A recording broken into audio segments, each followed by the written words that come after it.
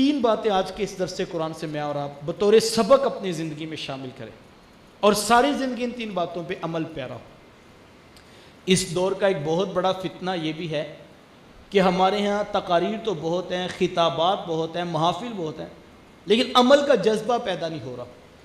ہم محض کانوں کی لذت تک تو سننے کے لیے تیار ہیں، لیکن عملاً خود کو بدلنے کے لیے تیار ہیں، اور یہ بہت بڑا فتنہ ہے اس دور جدید کے اندر۔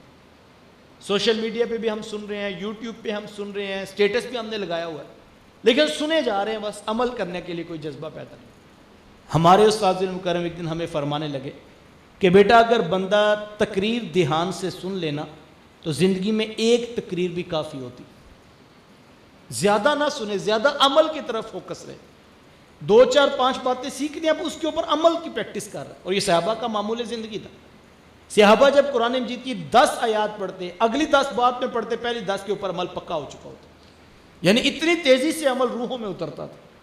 تو محبوب کی اطاعت، محبوب کی فرما برداری، عشق ہم سے تقاضا کرتا ہے کہ ہم جو ہے وہ محبوب کی اتباع کے اندر آ جائیں۔ تو آج کی اس نشست سے 3 باتیں، اور یہ وہ 3 باتیں ہیں جن کے بارے اہل علم کی یہ رائے ہے کہ اگر کوئی شخص ان 3 باتوں پہ عمل کرے تو کہا کہ بڑی امید ہے کل قیامت کے دن اس کے ماں باپ اس سے راضی ہو کر ملاقات کریں۔ یہ 3 اتنی اہم باتیں۔ پہلی بات، کثرت کے ساتھ ماں باپ کے لیے بخشش و مغفرت کی دعا کی جائے۔ ماں باپ زندہ ہوں تب بھی، ماں باپ وفات پا جائیں تب بھی۔ ایک روایت میں ہے کہ جو شخص روزانہ اپنے ماں باپ کی بخشش کی دعا کرتا ہے، میرے حضور فرماتے ہیں اس کے رزق میں کبھی بے برکتی نہیں آتی، اللہ تعالیٰ اس کو رزق کی فراوانی عطا کرتا ہے۔ اب دعائے بخشش کا انداز کوئی بھی ہو سکتا ہے، آپ کل کا ختم دلوائیں، چہلم کی تقریب رکھیں، یا سالانہ برسی کے عنوان کے لوگوں کو جمع کریں اور پھر ماں باپ کے لیے بخشش و مغفرت کی دعائیں کروائیں، تو یقیناً یہ باعث سے برکت عمل۔ لیکن میں یہ کہتا ہوں اس مصروف ترین دور کے اندر کس کے پاس اتنا وقت ہوگا کہ وہ روزانہ سینکڑوں ہزاروں لوگوں کو جمع کرے اور پھر اپنے ماں باپ کے لیے بخشش و مغفرت کی دعا کروائے؟ تو یقیناً یہ ایک مشکل کام ہے، روزانہ تو یہ نہیں کیا جا سکتا، باعث برکت ہے لیکن روزانہ تو نہیں کیا جا سکتا، اور دعا تو روزانہ کرنی چاہیے۔ تو علماء نے بڑی خوبصورت بات لکھی، کہا آپ کوشش کر کے، محنت کر کے 5 وقت کے نمازی بن جائے۔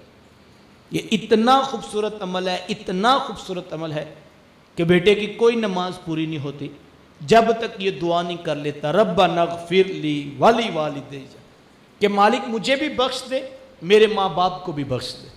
یہ بہترین وظیفہ ہے۔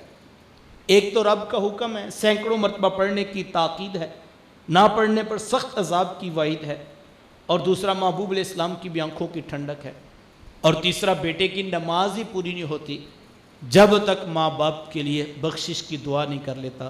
نماز نماز نماز، آخری وصیت امت کے نام یہی تھی، لوگوں نماز نہ چھوڑنا، لوگوں نماز نہ چھوڑنا، لوگوں نماز نہ چھوڑنا۔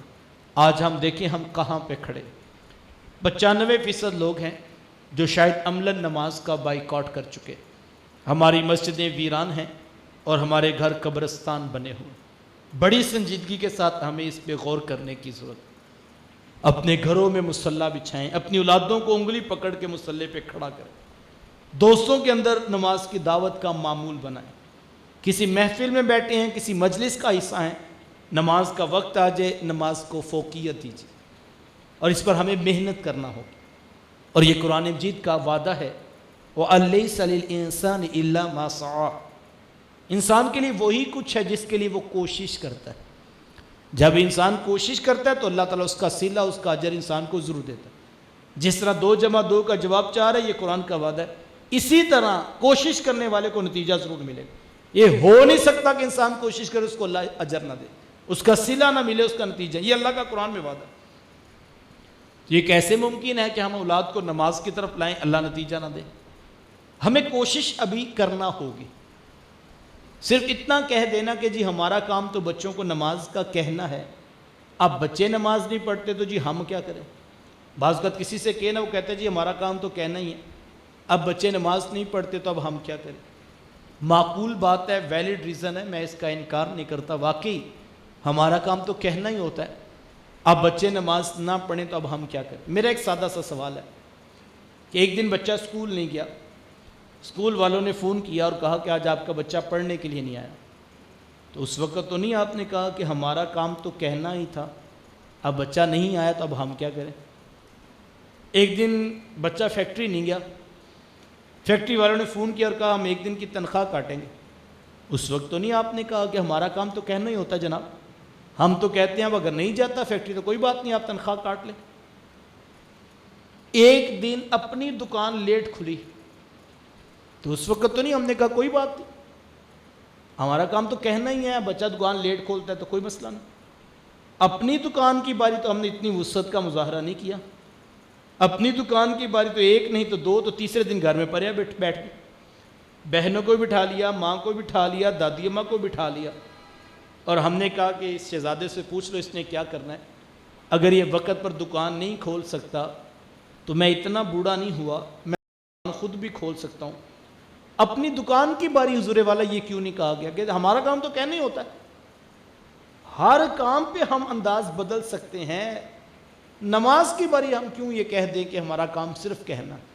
ہمارا کام کہنا ہی ہے، لیکن ابھی کہنے میں بھی فرق ہے، جبکہ یہ تو وہ عمل ہے جس کے بارے کہا گیا تھا 7 سال کی عمر کے ہو جائیں انگلی پکڑ کر مصلی پہ کھڑا کرو، 10 سال کے نہیں پڑھتے نماز کو مار کر بھی پڑھایا جائے۔